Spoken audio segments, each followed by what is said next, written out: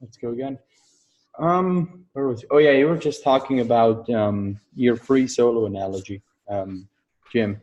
Yeah, I I don't know how well that worked, but it still kind of Was kind it of was it sort of how, sort of every step up the mountain, free solo is essentially a movement of faith, and that sort of, how all of existence unfolds. It's just this series of decisions, which could be disastrous or lead you one step further up the mountain, I think. yeah, and this in the structure of the film as well seems to me to feel a little bit like the structure of the way I see Fear and Trembling, and that is that we're there gazing upon Abraham. And one of the things about gazing upon Abraham is that we know the end of the story. And so at any given moment in a story, your identity, your person, what it is to be that individual is determined by the whole narrative. I mean, talk about the Vanderlei idea of the kind of narrative driving everything. We're living in a story verse. Well, as we think about Abraham, the reason Abraham appears to us in the way that Abraham does is that we know the whole arc of the story. And so there we look upon that, and we only have the ability to see Abraham as the figure that plays this entire narrative out. And then we therefore realize that there's no real way into, let's say, the consciousness of Abraham, because Abraham's experience is one in which he doesn't know the end of the story. Oh yeah, yeah. And so when we're looking upon Abraham, we can't undo the fact that what we're seeing is the entire narrative. Yeah, yeah. And so therefore, Abraham's faith is opaque to us or whatever. And that's the structure that I've taken out of Fear and Trembling. But then what you realize is that's such a good point. That's not really the point. The point is that you are standing in relation to yourself in exactly the same way in which Abraham is standing in relation to his journey to the mountain. That is to say, you don't know your narrative is not complete, and therefore your identity is undefined, because what you are is going to be determined by how this narrative plays itself out, and you don't know what that's going to be. So you have to walk in that. You are in that same posture. So the same thing is true in the film. You're looking along, I pick out this moment where they have this great, gorgeous shot of Honnold looking up at the rock, and you're just seeing this moment where he's going to climb the rock. And yet we know what happens. By definition, the film is not going to happen. There is no film if he doesn't make it to the top. And yet, so that moment of him, he doesn't know what's going to happen. He could be the guy who falls off and dies, or he could bail out again and go home, and then the film doesn't happen. So we've got that same dynamic, and yet what I want to say is that our own experience actually has that same depth of gravitas, because we don't know the way our narrative plays out. And if our decision is to sit back and play video games because we're afraid of going out, well, that's a very impactful decision. Yeah. Oh yeah. Yeah. So that I don't know is that something that I'm making up out of that narrative? It's such a good point. I mean, I think you just mentioned how the film sort of, how it's going to end, but at the same time, the only way to enjoy the film is to suspend judgment about the ending. You sort of have to live in the moment and sort of feel the tension. And that's right. the beauty of a film like this is you sort of, it's sort of, think about it. If there was a film of Abraham going up the mountain with Isaac, you were sort of in this moment with Abraham, you're feeling the tension, and that's exactly the movement of existence. And there's also a really good theological point to be made here, where I think so often, I was just struck by your point that we can't read the story of Abraham because we already know the ending. And I think that goes for how so many Christians have this sort of superficial experience of faith where there's no uncertainty in their faith because they already know the ending, in a sense. So I'm trying to think of an example, but it's just so common where everything is sort of nailed down and everything has ended, and there's never this lived tension that makes that makes true faith possible. Well, it's right in the title of the book. Like, sorry to interrupt, but like Calvinism, and I don't know how it works in your the theology of your background, but basically the one problem that people fall into is taking their own salvation for granted. Yeah. So the doctrine of election. Now, there's nothing wrong with the doctrine of election at the face of it. There's something wrong with how people respond to it, right? Because just like you're saying, they think the story's over, but the story's not over. They're living the story. It can't be over, right? And that's why Kierkegaard used that title for his book, work out your salvation with fear and trembling, right? It's not a done deal. Like all the Christians living with him in I always forget the name of the city, in Denmark, Copenhagen, they're all operating under that same assumption, right? They're Christians, they have nothing to worry about this life or the next. And he's like, well, actually you do. You're right in the middle of the story. You don't actually know. You can't know in the full sense of the term how it ends. Right? And that's also part of his attack upon Christendom, right? Where he has this line somewhere where he says the church triumphant has sort of seized with impatience what belongs to the end. Mm-hmm. And he sort of there's a really interesting political point that he's making there, where established Christendom sort of sees itself as the end. It has arrived. It is it's unquestionable. Yeah. And Kierkegaard somehow manages to occupy this space where he can question the established order. And I think that's just a profound stance that Kierkegaard makes possible. He makes it possible to question the established order because of exactly the stance we're describing here, where he realizes he has not arrived. The story hasn't reached an end, and you're just a human being who's struggling his way through existence. And every single one of us and the institutions we create are the same way. And so I think Kierkegaard makes it possible to speak the truth, right? Mm-hmm. Yeah. Does that make sense? I'd be interested to hear you guys explore that more, because I'm having a hard time articulating this. But for me, it's not only that, it's that you face the choice no matter what of how you're going to proceed, and that no matter what choice that is, you're risking everything. No matter what choice that is, it doesn't matter. You're risking everything. So so fear and trembling is an appropriate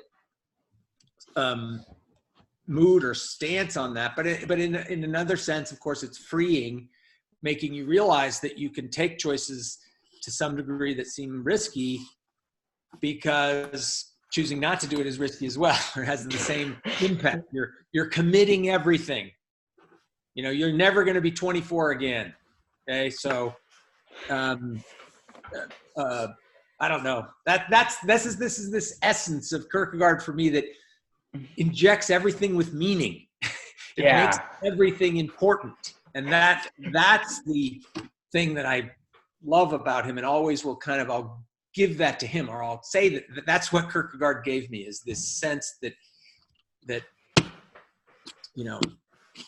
nothing's trivial, nothing's ordinary. Yeah. Wow, that is. I would say also that so people don't really know where to put Kierkegaard. They say, is he a theologian? Is he a philosopher? What is he? Right? He's a philosopher. He's a literary figure. I think he's a philosopher because he's big into asking questions, as philosophers do for a living. So not always a great living, but he asks again. After people have assumed for years that this question had been answered, but he asks again, what is faith? Right? He wants to know what faith is. So he writes. How many books did he write about faith? I'm not sure, but lots. And people don't ask the question because they know what faith is. Faith is what Christians have, and they're Christians, so faith is what they have. They have faith, right? You have, what is your faith? People say, or whatever, right? Oh, my faith is Christianity. But he's like, no, what is faith? What is it? What is faith? So I think that's the job that he's taken upon himself. He's there to ask questions that people have assumed the answers to for however long. So yeah, I think that asking questions also fits into what we're describing here about this moment to moment moving up the mountain. And I think that's goodness. I think you just captured something so essential there, Jim, with this analogy of First Solo, because as I'm thinking about it, just so many themes from Kierkegaard could sort of flow from this single fount. When I think of the central message of his book, Concluding on Scientific Postscript, where he sort of takes on, objective knowledge and sort of says, you can't. There's always you have to take subjectivity into account, and that sort of fits into the same scheme here, where essentially Kierkegaard is saying, we never know the end of the story. We never know how the Abraham story is going to end. We can only walk with him up the mountain. And I think he's saying the same thing about objective knowledge. You can't sort of get this story perspective, this view from above. You sort of have to embed yourself in the world and move forward one decision at a time. And that's, I think, part of his critique of objective knowing. Yeah, that's one of the big things I picked up from Kierkegaard is his whole perspective on truth. Very, very, very helpful to me. His pushback on Hegel and the totalizing system of thinking, as not going to undo the fact that you're still just confronting it as an individual. And the fact that you have some organized architectonic thing that supposedly nails it all down and makes you recognize that you understand history and everybody's place in it, that doesn't penetrate very deeply when you go through this in this subjectivized way that Kierkegaard does. Yeah. Yeah. Do you have anything to add, Robert? I could take this in some different directions here. I would say I'm trying to think about that analogy, and it does. I think there's probably more you can get out of it than just you don't know the end of the story. You don't know if you're going to make it to the top of the mountain. I don't know. So you can't know, and someone will say, like, the climber.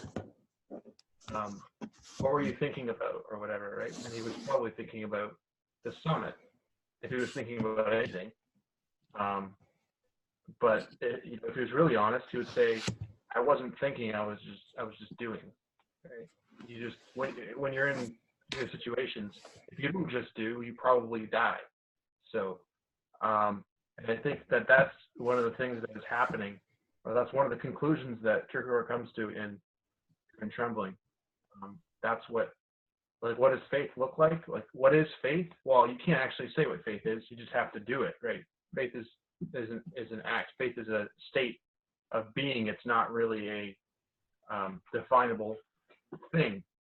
It's hardly even a proper concept, because you can manipulate concepts like Hegel does, right? But faith is this thing that that you have to just do, and it you can't even talk about it, right? So sorry, I'll just finish. Abraham can't say to his servant, "Oh yeah, I'm going to go up the mountain and sacrifice Isaac." He can't say to his wife, "Oh yeah, I'm just going to go up to this mountain and sacrifice Isaac." God doesn't even tell him that he's going to the mountain. He just says, head off in this direction, and then he tells him which mountain it is, But like, he's operating completely, I would say, in the dark, but it's not really in the dark, because he's just doing what God is telling him to do, right? And that's like silence is a big theme, and silence in Kierkegaard in general, and silence connects directly to faith, because silence is the thing that separates faith from infinite resignation as well. silence. Yeah. Silence. Yeah. Yeah, I mean, and this is why the biblical text is so fascinating too, in this sense, because how do you construct it that way? That it's amazing that it actually ended up the way it did in the actual text, where there's this just what you were referencing, this 3 days walk, and I'll tell you where you're going then. That's just kind of like a weird element that then becomes so critical in the impact that it has. And it's just a very interesting thing to me. And I wonder how, obviously the Abrahamic faith, this is one of the central stories of the whole story. Certainly the three branch tradition, the Islamic, Christian, and Judaism and Jewish tradition. Yeah. And it's significant that he picks that story. Like I was mentioning, he asked the question that no one has even considered for years and years, right? And he does it.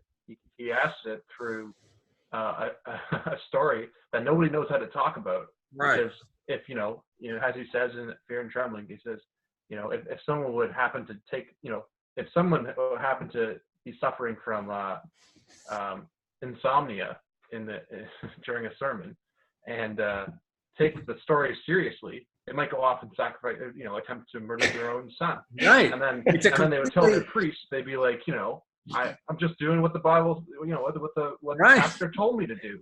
And the pastor would have to be like, that's insane. Like, you are a murderer. Right. You're done. Right. So no one wants to talk about it, because it's a crazy and even story. when they do talk about it, they don't talk about it. Often they don't talk about it. Exactly. That's the first opening section of Fear and Trembling, is that it doesn't even matter. You can say whatever you want about it, and it's not going to touch at the essence of this, because you can't say it out loud. You can't talk about that, because it turns into all these scenarios that he then lays out, and that you were just laying out. So it's just a completely fascinating thing, and that Kierkegaard notices that and not picks on that, but just, it's like a sore spot. that people that are unfamiliar with Christianity as a whole, they just don't know how to talk about it. So we read all these journal articles and stuff for during our studies of Fear and Trembling last year, and a lot of these people, they're doctorates in philosophy, and they just have no clue what's going on. They make it about some one thing, and they milk it. They try to milk that concept. And I'm like, you guys are completely on the wrong track. The best is when they have some knowledge of St. Paul, and then they can get somewhere, because then they start talking about things like sin because sin ties obviously sin ties directly into the relationship, or the whole reason for all these different, what would you call them, archetypes or something of infinite resignation and the night of faith and the aesthetic and whatever else, right? The ethical, The ethical, that as well, yeah.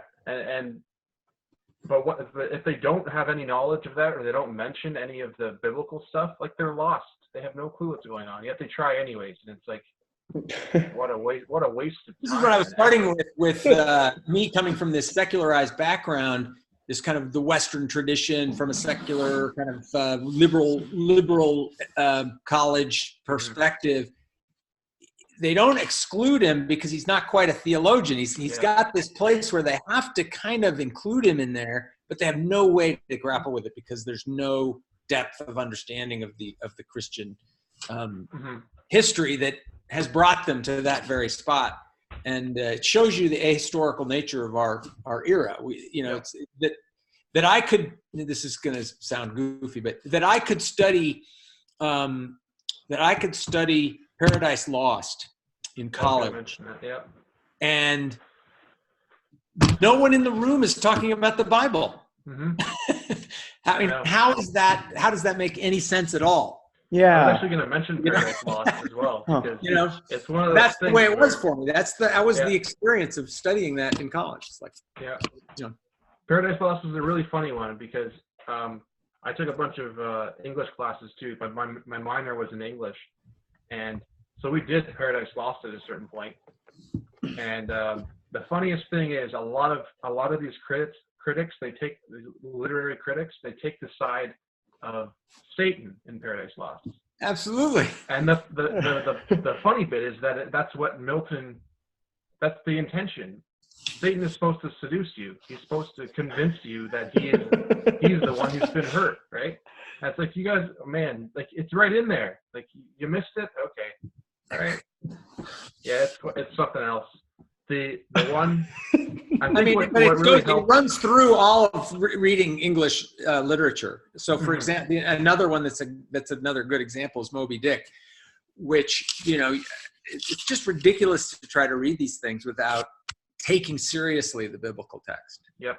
And my, again, this is many years ago, and hopefully maybe things have changed, but in order to teach English literature to a college student, the first class that you should take is to study the Bible. Yep. Because it only is in the middle of the 20th century that it stops being the central idea that's being talked about all the time.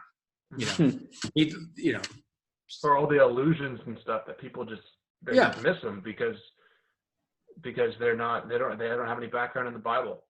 I imagine a lot of my grades were very much helped by just simply understanding allusions that most students were missing. I'm not even joking. Like, most of the students that I went to school with, they just wouldn't understand the allusion, and I would say it, and people would, at first I wouldn't say it because I assumed everyone would understand without having to be told. But then I was like, oh, I got this, this free marks thing.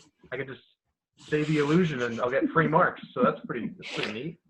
Well, it's also interesting. Nietzsche's another example. I mean, how are you going to understand Nietzsche if you don't understand the depth of the meaningfulness of what it was that he was saying? Because so he's saying we're throwing out the Christian tradition, but if you've already decided that was a thin, meaningless thing in the first place, then you're not getting what Nietzsche was about. It was very meaningful to him that this was being lost. I don't know. He wanted to overcome it. He wanted to move beyond it. And I'm not trying to say he was doing something else, but it was very important.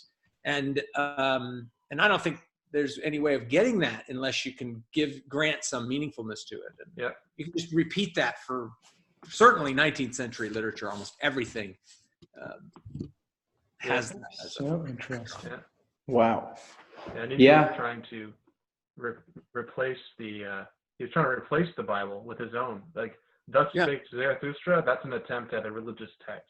Exactly. So do you think he succeeded? Text. So, what's that? think he succeeded? I mean, does Nietzsche sort of introduce a new current of thought that's not founded in the Bible, or is that not possible because of the formation he has? I mean, in a sense, to make yourself antithetical to to Christianity, and to sort of try to, it's sort of to be a Christian. It's sort of a Christian stance at the same time. It's like I would guess that Christianity has within itself its own antithesis.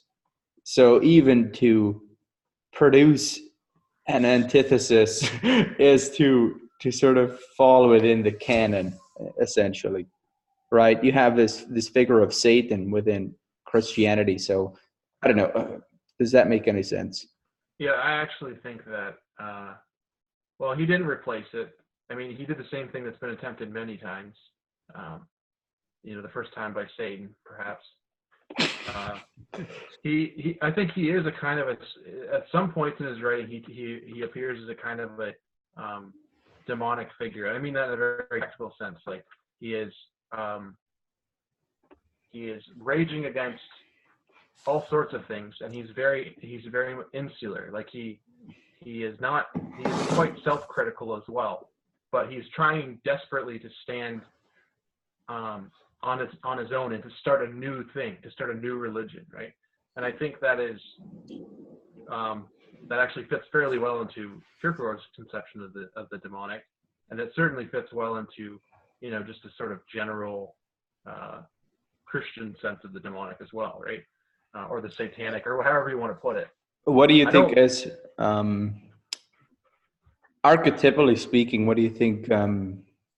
Maybe that's a question for both, but also for you, Jim. Like, what do you think Satan, in its essence, represents? If that's a question you can answer, it's a. I think for me, Satan sort of represents the absolutizing quest for power, where you're sort of trying to create a system that shakes its fist at God and claims to be absolute. And I think in that way it's antithetical to Kierkegaard when he speaks of faith, because what faith always does is Kierkegaard's faith is one of radical humility. It always stands in relationship to the infinite, and moves like Abraham from the place of certainty to the place of uncertainty. And so it's always breaking down. It's always breaking down these satanic towers that reach the heavens, and I think that's in that sense it's also subversive, because I wonder if that's, oh boy, Kierkegaard's attack on Christendom he's sort of almost saying Christendom has become this satanic thing where it has turned itself into God, and Kierkegaard, through his writings, is subverting that. I don't know. Let's just throwing these ideas out. Can you guys do anything with that? Personal with that one, but yeah, I think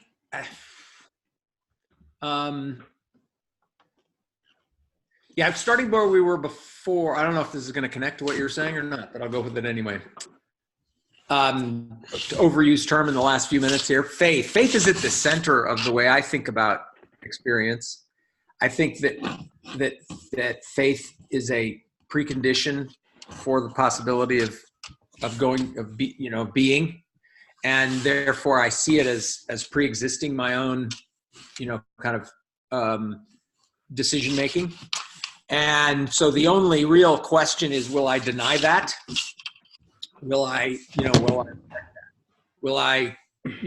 face the uncertainty of the future and to some degree the certainty of the future in terms of what will ultimately happen, will I deny my the already existing fact that I do value the real my experience, and in a certain way that's what I define as faith, and then that elaborates itself as Christian faith for me. And I don't know if that made any sense at all, but what Kierkegaard, here's what would have been the faithful move for Kierkegaard. And that would have been to see all that he saw about the Christian church as it stood in his world, recognize its extreme flawed status, and its all the things that we've been talking about, have full awareness of that, and then join the church and as a church, and realize that's what he was doing. That would take faith, right? That would take faith, because you see it not now as corruption. You don't see the church as corruption. You see it as weakness. You see it as something to pity, and then you realize you're in the same spot. This is the flipping thing that Kierkegaard always does to me. He's sitting there railing against these people, but what is he doing? He, in a certain sense, he's just as flawed in his deconstruction of Christendom days as Christendom is itself. I'm exaggerating. That's a little bit of probably overstated. I mean, that's so salient for how so many of us experience church. Is like, right. This is such a poor excuse for a Christian community. Then you realize you're part of the problem. Exactly how I try to put in humility. You use the word in humility. I walk into church and I realize, some of these people who are sitting in the pews with me, they believe some really things that I do not buy. But how much better am I? I mean, there I am judging. There I am being, going right against what I know is right in terms of my duty to love and commune and so anyway. Profound point there. Robert, can you add anything? Say it's something similar to Kierkegaard, and how his writing becomes to him the possibility of the demonic as well, right? So he questions whether he should be doing it, and of course, again, as we mentioned, he says like if he had faith, he would have married the girl. So, but the demonic, I think we can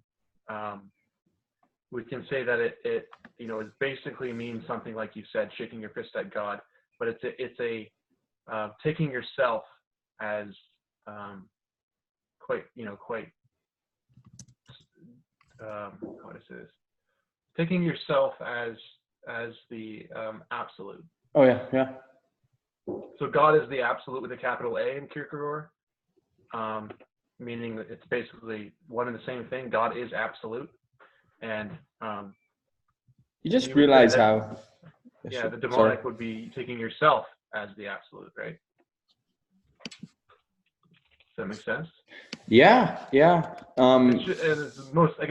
That's a really simple way of putting it, but. Yeah, I mean, I think this point right here, this has evolved into a very good expression for me of these points that I was starting off with. This idea that Kierkegaard has this ability to kind of generate this kind of deep sense of gravitas or importance, and then this last point of this committing to the ordinary as extraordinary. For me, that I'll carry that out of Kierkegaard, even though, and maybe Robert, you're helping me realize that is kind of in there in some sense, but I haven't kind of made that up. Yeah. Kierkegaard, he has that effect. He just leaves so many things with you, but you could never really point your finger at, here Kierkegaard has this sentence which perfectly encapsulates. It's so much more of a stance that you get from him. Robert And said it. what other piece of literature, or I've read a lot of stuff. I used to think that Shakespeare, maybe in the form of Hamlet, did this for me. Nothing has had. Well, there's the Bible, certain elements of the Bible, other things. There's some other things that stand in the same relationship, but there's not very many. And Kierkegaard still maintains over many, many years for me. So. Yeah. I've got he's the type of guy you want to have around, poking around in your axioms for the rest of your life. Yeah, carry it around in your hip pocket. Carry the book around in your hip pocket. My son wrote a song in his next album. It's called "Afraid and Trembling," and I was trying to get him to give me the lyrics so I could share it on this. I'll eventually get that to you. It's not yet on Spotify or whatever, but he plays out the Abraham story in this. Oh wow! Yeah, That's pretty It's cool. kind of an alt rock thing, and I actually loved the first song he put out. What was it called? I have it on my Spotify playlist. You recommended in your again? Black Friday. I put the Black Friday one. I love that song. Go into it again, because there's a video now. He's got a video of Black Friday or so. Okay. Yeah. And all these Christian references. He's got a song called Eucharistia. That's on the new album. Spotify. Okay. Look those up. It's got like this good poetic version of Christianity, and then on the new album, he's got this one, Afraid and Trembling. So. I'm looking forward to watching that. Great. I can make a book recommendation to end it off if you want. Oh, great. Do it. Right, Robert. See this book? This is The Lily of the Field and the Bird of the Air. It's his godly discourses, which means it's basically little sermons, but they're all connected. And you just said something about making the banal profound again, making everyday life profound, which is done, of course, in the attitude of faith. That's what this book is about. It's as the title suggests, it's about making very common things, looking at them in their simplicity and trying to imitate that in order to get to a position where you too can live life simply, but simply in a not like a hippie way, more like a psychologically straightforward way, which is. Show that again. What's the name of that book? It's called The Lily of the Field and the Bird of the Air. Yeah, Godly discourses. Yeah, he's riffing on the Sermon on the Mount there, right? Yeah. Yep. I picked up The Present Age recently. I haven't just got too much other stuff on the go, so I haven't had a chance to read that. Have any of you dipped into that? Or? I think I read a little bit of it once, but I don't think I've I read heard the whole commentaries about that a lot, but I have not read that one myself. Yeah. I think it's sort of he's doing some kind of a cultural analysis in that one. So people say it's very relevant to today. So maybe I'll. Hey, well, I think maybe we did a little better this time of kind of coming to some consensus ideas that we. Oh yeah, that was. Yeah. I think I was good. I appreciate you guys putting it together. Oh yeah, we could do it. Could we do it next week again? I have a friend called Jared who's a Kierkegaard fan, a really, really interesting guy. I should. Yeah, I'll give it a try. I'm off on the weekend, so if it was a similar time, I could probably do it. Maybe I can get Kevin my son to join us. Okay, yeah, that would be great. Sounds good. We'd have to have a couple hours with all of those interesting guys in there. We'll see. Anyway, yeah, I can send out an email. I'll see what I can do, but I'm off on the weekend, so that's good. Okay. All right. Sounds good. Hey, thanks, guys. Appreciate it. Yeah, thanks for the convo. See you. Yep. See ya. Bye.